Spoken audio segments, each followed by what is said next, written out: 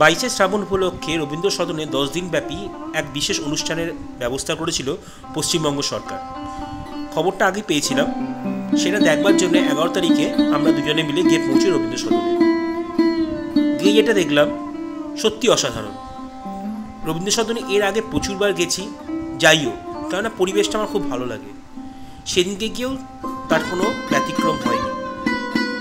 একটা দিক এত সুন্দর করে সাজিয়েছে, একটা দিক কেন, পুরো রবীন্দ্র সদনটাকে সুন্দর করে সাজিয়েছে যে আপনার মনে হবে আপনি যদি বাইরেও বসে থাকেন না, সময়টা কি সবে কেটে যাবে। একটা ওয়াল পুরো বানিয়েছে ঠাকুরবাড়ির আদলে, দেখার মতো, ঠিক যেন রবীন্দ্রনাথের পুরো স্মৃতিটাকে নিয়ে এসছে। কথাতেই বলে যে রবি ঠাকুরের সান্নিধ্যে যারা আসে বা তার স্পর্শ যারা পায় তাকে ছেড়ে যাওয়া সম্ভব নয়। এই জীবনে কেন, কোনো জীবনেই নয়।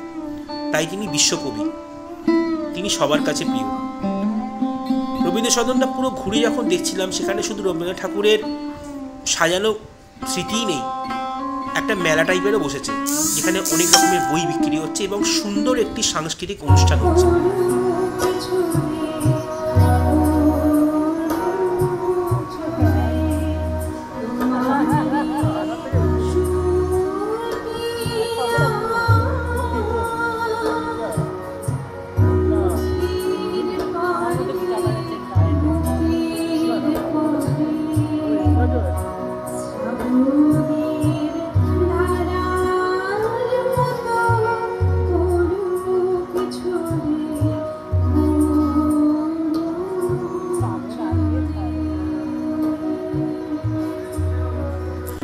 অনুষ্ঠানের শেষে ওখানে মানিকবাবুর মেঘ দেখার একটা পরিকল্পনা নিয়ে গেছিলাম। সিনেমার শেষে ডাইরেক্টর এবং প্রডিউসার তাদের কিছু বক্তৃতা রাখলেন, সেটা শুনলাম এবং এক কথায় সিনেমাটা অসাধারণ। আমার তো খুব ভালো লেগেছে।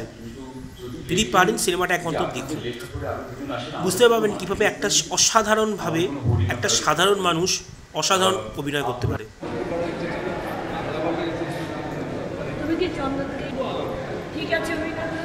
সিনেমা শেষে ডাইরেক্টর এবং অ্যাক্টর সবার সঙ্গে আলাপ হলো, পরিচয় হলো, খুব ভালো লাগলো।